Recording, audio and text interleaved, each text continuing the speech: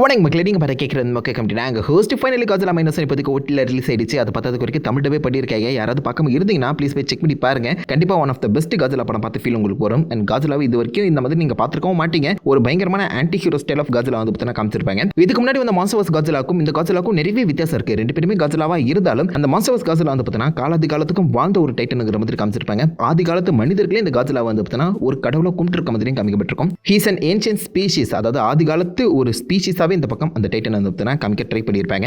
And அவர் கிட்டத்தட்ட millions of years உயிரோட இருக்க மாதிரியும் ப்ரெசென்ட் பண்ணியிருப்பாங்க. ஹாலோ எர்த்தில் இந்த மாதிரி ஏகப்பட்ட டைட்டன்ஸ் வாழ்ற மாதிரியும் அந்த மாஸ்டர்வர்ஸ்க்குள்ள ஒரு வித்தியாசமான லோரே இருக்கும். பட் அந்த பக்கம் இருக்க மாஸ்டர்வர்ஸ் டைட்டன் காஜலாவோட அந்த லோர் பவர் வீக்னஸ் அது எதுவுமே இந்த பக்கம் காஜலா -1க்கு வந்து பார்த்தீங்கன்னா செட்டே ஆகாது. இவங்க ரெண்டு பேருக்குமே கம்ப்ளீட்லி செப்பரேட்டான ஆர்ஜின் பார்த்தீங்கன்னா கொடுத்துருக்காங்க. ஸோ அந்த வகையில் இப்போதைக்கு காஜலா -1ஓட ஆர்ஜின் பவர்ஸ் அண்ட் வீக்னஸ் தான் வந்து பார்க்க போகிறோம். ஸோ உங்களுக்கு எது ஃபேவரட் காஜலான்னு சொல்லி மறக்காம கீழே காமெண்ட் பண்ணுங்க. இவங்க ரெண்டு பேருக்கு சண்டை விட்டா யார் ஜெயிப்பா அது கூட தனியாக ஒரு வீடியோ போட்டுருக்கோம், செக் பண்ணி பாருங்க. வீடியோ ஆரம்பிச்சிடலாமா? ஃபர்ஸ்ட் மான்ஸ்டர்ஸ் காஜலா வந்து பார்த்தீங்கன்னா ஹாலோ எர்த்தில் வாழக்கூடிய ஒரு டைட்டன். அந்த ஒரு கான்செப்டை இந்த காஜலா -1க்கு அவங்க அப்ளையே பண்ணல. இந்த காஜலா -1 பூமியோட சர்ஃபேஸ் செட்டில் தான் வாழ்ந்துட்டு இருக்கு. ஹாலோ எர்த்துங்கிற ஒரு கான்செப்ட் இந்த காஜலா -1ல எங்கேயுமே டீஸ் பண்ண மாதிரியே தெரியல. ஸோ பழங்காலத்தில் ஆதி காலத்தில் காஜலாவை எப்படி இன்ட்ரடியூஸ் பண்ணாங்களோ அதே கான்செப்ட் அதே ஆர்ஜினை தான் இங்கேயுமே ஃபாலோ பண்ணியிருக்காங்க சொல்லலாம். முதல்ல இது என்னடா காஜலா -1 அப்படின்னு நீங்கள் கேட்பீங்க. மேக்ஸில் இந்த நம்பர் லைன் பற்றி எல்லாருமே படிச்சிருப்பீங்க நம்புறேன். 0க்கு அந்த பக்கம் பாசிட்டிவ் நம்பர்ஸ், இந்த பக்கம் நெகட்டிவ் நம்பர்ஸ். ஸோ அந்த வகையில் இப்போதைக்கு ஜப்பான் வந்து பார்த்தீங்கன்னா World War II அப்போ செம்மையாக அடி வாங்கி ஹிரோஷிமா நாகாசாக்கிலலாம் நியூக்ளியர் வெப்பன் அடி வாங்கி அங்கே இருக்க மக்கள் அவங்க வாழ்வாதாரத்தை எல்லாத்தையுமே இழந்து இப்போதைக்கு 0க்கு வந்துட்டாங்க. ஸோ 0லேருந்து அவங்க இப்போ கொஞ்சம் கொஞ்சமாக படிப்படியாக வந்து பார்த்தீங்கன்னா முன்னேறி போகணும். பட் அவங்க ஆல்ரெடி இப்போதைக்கு 0ல் இருக்கும்போது டோக்கியோ போனமாக இருக்க வீட்டில் குத்து டான்ஸ் ஆட வர்ற மாதிரி இந்த பக்கம் நம்ம காஜலா ஆல்ரெடி அடி வாங்கி படுத்துறத டோக்கியோவை அடிக்கிறதுக்காக வந்திருக்காப்புல. ஸோ 0ல் இருந்தவங்க ஏறி முன்னோக்கி வரலாம்னு பார்த்தா இந்த காஜலா திரும்ப அவங்களை ஏறி மிதிச்சு அதர பாதாளத்தில், அதாவது -1 நோக்கி தள்ளியிருக்கேன். அதுதான் டெக்னிக்கலாக இந்த காஜலா -1க்கான அர்த்தம். ஸோ ஆல்ரெடி 0 இருக்க அந்த டோக்கியோவை இப்போதைக்கு இந்த காஜலா வந்து பார்த்தீங்கன்னா -1க்கு அனுப்பியிருக்கேன். ஸோ அப்படி பார்க்கும்போது இதை தொடர்ந்து வர அடுத்த படத்தோட டைட்டில் காஜலா 0வா இருக்கணும். ஏன்னா -1க்கு அப்புறம் 0 தானே. ஸோ ஃபர்ஸ்ட்ல அடுத்த படம் காஜலா 0ன்னு சொல்லி அனௌன்ஸ் பண்ணுவாங்கன்னு நினைக்கிறேன். காத்திருப்போம். ஸோ இந்த காஜலா வந்து பார்த்தீங்கன்னா சர்ஃபேஸ் செட்டிலேயே பல வருஷங்களாக வாழ்ந்துட்டு இருந்த ஒரு மிருகம்ங்கிறத மென்ஷன் பண்ணியிருப்பாங்க. இதோடைய ஃபர்ஸ்ட் சைட்டிங் ஓடா ஐலாண்டில் தான் இருக்க மாதிரியும் காமிக்கப்பட்டிருக்கும். ஓடா ஐலாண்டுங்கிறது ஜப்பான்லேருந்து கொஞ்சம் தூரம் தள்ளி இருக்கக்கூடிய ஒரு செப்பரேட் தீவுன்னு சொல்லலாம். இந்த ஓடா ஐலாண்டில் தான் ஃபர்ஸ்ட் காஜலாவை ஸ்க்ரீனில் பார்க்கும்போது இன்ட்ரடியூஸ் பண்ணியிருப்பாங்க. ஸோ ஃபர்ஸ்ட் பாப் கல்ச்சருக்குள்ள இந்த ஓடா ஐலாண்ட் மூலியமாக தான் காஜலாவை இன்ட்ரடியூஸ் பண்ணப்படுறாரு. ஸோ இந்த ஓடா ஐலாண்டில் இருக்க மக்கள் வந்து பார்த்தீங்கன்னா ஆதி காலத்தில் இருந்தே இங்கே இருக்க அந்த சீ மான்ஸ்டரை வழிபட்டுட்டு வந்த மாதிரி சொல்லப்படுது. அங்கே இருக்க அந்த சீ மான்ஸ்டர் இந்த ஓடா ஐலாண்ட் மக்களோட பேரசிட்டிக் ரிலேஷன்ஷிப்பில் இருந்த மாதிரி தான் சொல்கிறாங்க. அந்த ஓடா ஐலாண்டில் வாழ்ந்துட்டு இருந்த மக்கள் தான் இந்த காஜலாவுக்கு கோஜிராங்கிற ஒரு பேரை கொடுக்குறாங்க. ஆரம்பத்தில் அந்த மக்கள் வந்து பார்த்தீங்கன்னா இந்த கோஜிராவை ஒரு மான்ஸ்டராக தான் பார்க்குறாங்க. எல்லாத்தையுமே அழிவை கொண்டு வர மிருகமாக தான் பார்க்குறாங்க. சீ மான்ஸ்டர் சொல்லி பார்த்தீங்கன்னா சில இடங்களை கூப்பிட்ற மாதிரி தெரியுது.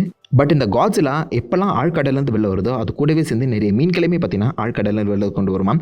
ஸோ அதை வந்து இந்த பக்கம் ஓடா மக்கள் எல்லாத்தையுமே ஃபிஷிங் பண்ணி ஒரு நல்ல வாழ்வே வாழ்ந்துட்டு இருந்திருக்காங்க. ஸோ அதனால் இது ஒரு பேரசிட்டிக் ரிலேஷன்ஷிப்புங்கிற மாதிரி சொல்லப்படுது.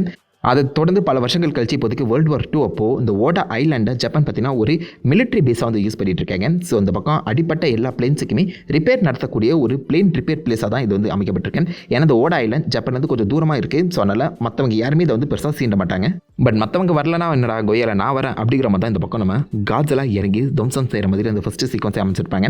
இல்லை நீங்கள் காஜலாவை நல்லா நோட் பண்ணி பார்த்தீங்கன்னா பார்க்குறதுக்கு டீரெக்ஸ் போல தான் இருக்கும். இதோடைய மொத்த ஹைட்டே வெறும் 50 மீட்டர் தான் அப்படிங்கிற மாதிரி சொல்லப்பட்டிருக்கேன். அதாவது நம்ம உலகத்தில் வாழ்ந்துட்டு இருந்த ரியல் லைஃப்பில் வாழ்ந்துட்டு இருந்த டீரெக்ஸோட ஹைட்டுக்கு ஈக்குவலாக தான் இதை வந்து ப்ரெசென்ட் பண்ணியிருக்காங்க. பட் செம்ம கோவத்தோட வந்து எல்லாத்தையுமே அடித்து துவம்சம் பண்ணுற மாதிரி காமிக்கப்பட்டிருக்கோம். எதுக்கு இவ்வளோ கோவம் அதுக்கு வந்துச்சுன்னு சுத்தமாக ஐடியாவில். பட் அதோடைய அந்த போஸ்டர் வந்து பார்த்தீங்கன்னா ஒரு சாதாரண டைனோசர் போஸ்டர் மாதிரி தான் இருக்குது. இங்கே இருக்கவங்க எல்லாருமே அச்சு துவம்சம் பண்ணிட்டு அங்கே இருக்க காஜலா பார்த்தீங்கன்னா கிளம்பி போயிருக்குமாம். ஸோ அதை தொடர்ந்து இந்த பக்கம் இந்த ரஷ்யா அண்ட் அமெரிக்கா தொடர்ந்து ஏகப்பட்ட வித்தியாசமான நியூக்ளியர் டெஸ்டிங் வந்து பண்ணிட்டு இருப்பாங்க. த ஆப்ரேஷன் கிராஸ்ஓவர்ஸ்னு சொல்லியிருப்பாங்க. முக்கியமாக நம்ம அமெரிக்கா வந்து பார்த்தீங்கன்னா பிக்னி அட்டாலில் ஒரு மிகப்பெரிய நியூக்ளியர் பிளாஸ்ட் வந்து நடத்திருப்பாங்க. பேக் டு பேக் வந்து பார்த்தீங்கன்னா அந்த நியூக்ளியர் பிளாஸ்ட் நடக்கிற மாதிரி காமிக்கப்பட்டிருக்கும்.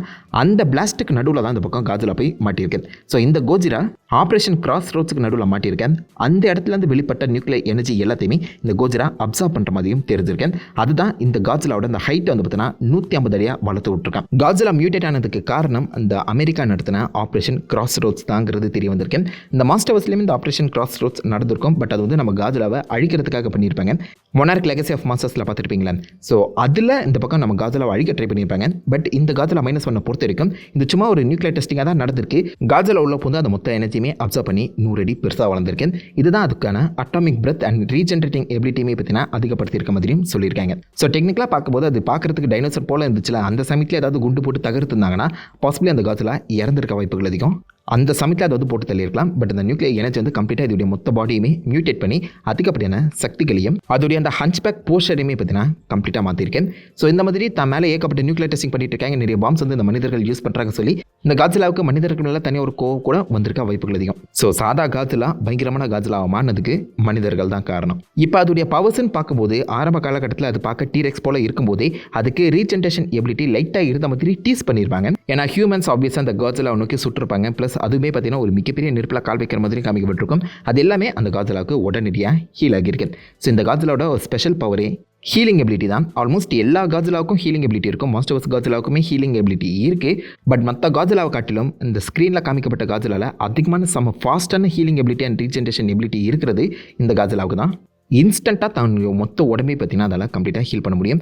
முகமே அடிப்பட்டாலும் அதால் டப்புனி ஹீல் ஆக முடியும்னு சொல்லி காமிச்சிருப்பாங்க. கண்ணில்லாதப்போ கூட அதால் புது கண்களை பார்த்தீங்கன்னா உருவாக்குற மாதிரி நீங்கள் அந்த படத்தில் பார்த்துருப்பீங்க. ஸோ ரீஜென்ரேஷன் படு பயங்கரமாக நடக்கும். செம்ம ஃபாஸ்ட்டாகவும் நடக்கக்கூடியது. ஆல்சோ இதோடைய அட்டாமிக் பிரெத்துங்கிறது பார்த்தீங்கன்னா செம்ம கான்சன்ட்ரேட்டடாக இருக்கும். மற்ற காட்சிலாஸ் போல் அது ஒரு ஹீட்ரே மாதிரி தொடர்ந்து வெளியே வந்துகிட்டே இருக்காது. இதோடைய மொத்த எனர்ஜியுமே வால்லேருந்து முதுகு தண்டு மூலியமாக செம்ம பவர்ஃபுல்லாக சேகரித்து அதை வந்து பார்த்தீங்கன்னா ஒரு புல்லட் போல் வெளிப்படுத்துது. கிட்டத்தட்ட ஒரு நியூக்ளியர் பாம் போடுற மாதிரி தாங்க. அது உடம்புல இருக்க மொத்த அட்டாமிக் எனர்ஜியுமே ஒரு சேர்த்து வாயிலேருந்து ஒரு நியூக்ளியர் பாமை அது வெளிவிடுது. அது முதுகு தண்டு மூலியமாக அப்படி சார்ஜ் ஆகி அந்த முதுகு தண்டு ஸ்னாப் ஆகிட்ட அப்புறம் தான் அந்த எனர்ஜியை வெளிப்படுத்தும். மோர்லிக் ரப்பர் பேண்டை இழுத்து விடுற மாதிரி. ஸோ அவ்வளோ எனர்ஜியை அது வந்து கான்சன்ட்ரேட் பண்ணி மட்டும்தான் அடிக்கவே முடியும். பட் செம்ம பவர்ஃபுல்லான ஒரு எனர்ஜின்னு சொல்கிறாங்க. ஒரு 5 அட்டாமிக் எனர்ஜியை உங்கள் ஊரில் போட்டுச்சுன்னா ஒரு நியூக்ளியர் விண்டரே உருவாக்கக்கூடிய அளவுக்கு செம்ம பவர்ஃபுல்லானதான். அண்ட் இது வந்து கூடவே செய்த அடிஷ்னல் ரேடியேஷனையுமே பார்த்தீங்கன்னா கொடுக்குங்கிற மாதிரி சொல்லியிருக்காங்க. இந்த ரேடியேஷன் பிளாக் கலர் மழையாக வந்து பார்த்தீங்கன்னா பொழியுமா.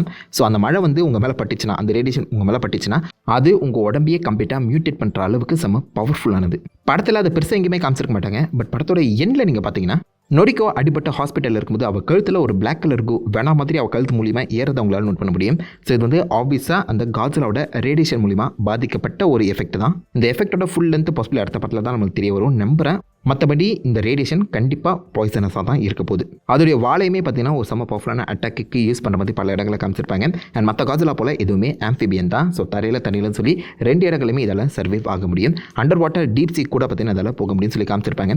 பட் அதே சமயத்தில் அந்த காட்சிலாவுக்கு ஏகப்பட்ட வீக்னஸுமே கொடுத்துருக்காங்க. மிக முக்கியமான ஒரு weakness, it's a slow moving காட்சிலா. இது வரைக்கும் நம்ம பார்த்தா காட்சிலாலே இதுதான் செம்ம ஸ்லோ மூவிங்காக இருக்குது. நம்ம மாஸ்டர் வாஸ் காட்சிலா எடுத்துக்கோங்க, பில்டிங் டு பில்டிங் தாவி ரே மிஸ்டர் மாதிரி 619 போடும். பட் இந்த காட்சிலாவால் அவ்வளோ வேகமாக நடக்க முடியாது. வாட்டரில் கூட அவ்வளோ ஃபாஸ்ட்டுங்கிற மாதிரி எங்கேயுமே பெருசாக காட்டுனதில்ல. கொஞ்சம் ஸ்லோ மூவிங் தான். பட் அதே சமயத்தில் இது ஒரு டேங்க் வந்து ப்ரெசென்ட் பண்ணியிருப்பாங்க. Slow moving and heavy hitting கொஞ்சம் ஃபாஸ்ட்டாக இருந்தது தான் பெட்டராக இருந்திருக்கும். அதே மாதிரி இதுக்கு உண்டான ஹீலிங் ஃபேக்டர் என்ன தான் ஸ்ட்ராங்காக இருந்தாலும் அதோடைய இன்டர்னல் இன்ஜுரிஸை அதால் வேகமாக ஹீல் பண்ண முடியாது. முக்கியமாக அட்டாமிக் பிரெத்துங்கிறத அதை வெளிவிட்டுச்சுன்னா அது ரீசார்ஜ் ஆகிறதுக்கு ஒரு 10 நிமிஷமாவது எடுத்துக்கும். காரணம் அந்த அட்டாமிக் பிரெத் இது உடம்புலேருந்து வாய் வழியாக வெளில வரும்போது அந்த அட்டாமிக் எனர்ஜி இந்த காட்சிலாவோட இன்டர்னல் ஆர்கன்ஸை பர்ன் பண்ணிடுமா. ஸோ அந்த பர்னை ஹீல் பண்ணிட்ட அப்புறம் தான் இதில் அடுத்த அட்டாமிக் எனர்ஜியை வெளிப்படுத்த முடியும். அட்டாமிக் எனர்ஜியை வெளிப்படுத்துறதையும் இதில் செம்ம ஃபாஸ்ட்டாக பண்ண முடியுது, கொஞ்சம் ஸ்லோ தான். ஆல்சோ அதோடைய இன்டர்னல் பர்னிங்கை அதில் அதிவேகத்தில் வந்து பார்த்தீங்கன்னா ஹீல் பண்ணவும் முடியாதுங்கிற மாதிரி சொல்லியிருக்காங்க. அண்ட் ஹெவி அட்டாக் நீங்கள் பண்ணிங்கன்னா அதுவுமே இந்த காட்சிலாவை ஹீல் பண்ணுறதை கொஞ்சம் ஸ்லோவாக்கிடும். ஃபைனல் ஷாட்டில் கூட இந்த பக்கம் ஹெவி அட்டாக் பண்ணிட்ட அப்புறம் அது தண்ணிக்கடியில் விழும்போது கொஞ்சம் ஹீல் ஆகிற மாதிரி காமிக்கப்பட்டிருந்தாலும் ஸ்லோ ப்ராசஸாக தான் ஹீல் ஆகிற மாதிரி ப்ரெசென்ட் பண்ணியிருப்பாங்க. ஸோ ஹீலிங் ஃபேக்டர் என்ன தான் அந்த காட்சிலாவுக்கு மற்ற காட்சிலாவை காட்டிலும் பெஸ்ட்டாக இருந்தாலும் அதுவே சில இடங்கள் அதுக்கு வீக்னஸாகவும் அமைஞ்சிருக்கு பார்த்தீங்களா. அண்ட் ஐக்கியவுமே இதுக்கு அவ்வளோ பெஸ்ட்டாக இருக்க மாதிரிலாம் காமிக்கவே இல்லை. காட்சிலா -1 அந்த ஃபைனல் ஃபைட்டில் நீங்கள் எடுத்து பார்க்க போது சுற்றி இருக்க அந்த ஷிப் வந்து பார்த்தீங்கன்னா அந்த பக்கம் காட்சிலாவை சுற்று போடுற வரைக்கும் அது சும்மா அமைதியாக தான் நிற்கிற மாதிரி காமிச்சிருப்பாங்க. ஒவ்வொரு அட்டாக்கையுமே அது ஃபேஸ் டு ஃபேஸ் வந்து பார்த்தீங்கன்னா அட்டாக் ஆகிற மாதிரி தான் காமிக்கப்பட்டிருக்கு.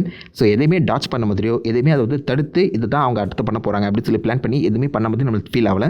காட்சிலா -1 பாசிபிளி லெஜெண்டரி காட்சிலாவோட ஐக்கியூவில் ரொம்பவே கம்மியாக இருக்கலாம். இந்த காட்சிலாவோட ஃபுல் வயசு என்ன நம்மளுக்கு தெரியல. பட் அதோடைய அடலசன்ஸ் ஸ்டேஜில் தான் இருக்குது. டீனேஜர்னு வச்சுக்கலாம். இது இன்னும் வளரும்போது நம்ம காட்சிலா லெஜெண்டரி காட்சிலா ஹைட்டுக்கு வளரும்போது இன்னும் பயங்கரமான சம்பவம்லாம் பாசிபிள் செய்யறதுக்கான வாய்ப்புகள் அதிகம். இப்போதைக்கு அது குட்டியாக இருக்குது. அடுத்த படங்களை எவ்வளோ ஹைட்டாக வளர போகுதுன்னு பொறுத்து வந்து பார்ப்போம். ஓரளவு பார்க்கும்போது ஒரு இன்ட்ரெஸ்டிங்கான காட்சிலா அதோட லுக் வந்து பார்த்தீங்கன்னா தாறுமாறாக இருக்கும். இது ஒரு ஃப்ரான்ச்சைஸ் அண்ட் யூனிவர்ஸ் அவங்க பில்ட் பண்ணுற அந்த சமயத்தில் அடுத்த படங்கள் இன்னும் பயங்கரமான எவல்யூஷன் இந்த காட்சிலாவுக்கு கொடுக்கப்படலாம். பொறுத்து வந்து பார்ப்போம். ஸோ எத்தனை பேர் இந்த காட்சிலா என்ன சொன்ன பார்த்தீங்க? உங்களோட தாட்ஸ் உங்களோட வீசா மறக்க கீழே காமெண்ட் பண்ணிட்டு எது உங்களோட ஃபேவரட் காட்சிலா லுக்குன்னு சொல்லி அதுமே கீழே காமெண்ட் பண்ணுங்க. நான் உங்களை தன்னால் ஒரு ஆசமான வீடியோ மீட் பண்ணிட்டு இருந்திருக்கேன். Have fun guys. வட்டா.